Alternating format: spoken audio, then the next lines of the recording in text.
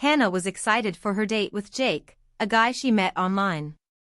He seemed charming, but there was something slightly off about him. They decided to meet at a quaint, dimly lit restaurant on the outskirts of town. As they chatted over dinner, Jake's stories grew stranger. He spoke of his obsession with the paranormal, describing vivid encounters with spirits.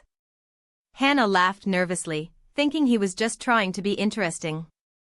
But then, he leaned closer, his eyes gleaming in the candlelight. "You know, I can communicate with the dead." She brushed it off, but the air grew heavy with an unsettling tension. After dinner, Jake suggested a walk in the nearby woods. Against her better judgment, Hanna agreed. The moonlight barely pierced through the thick trees, and shadows danced around them. Suddenly, Jake stopped. "Listen," he whispered, "can you hear them?"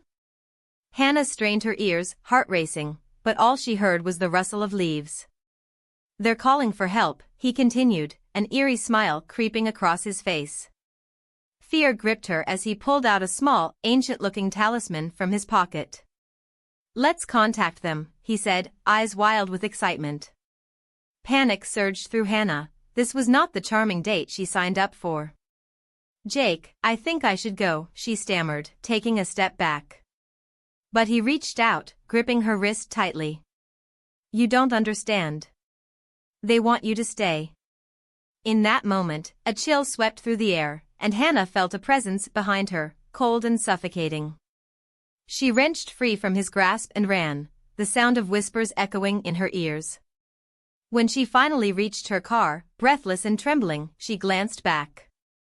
Jake stood in the shadows, his smile wide and unchanging, surrounded by the darkness, a figure trapped between worlds. She drove away, the whispers fading, but the feeling of dread lingering long after.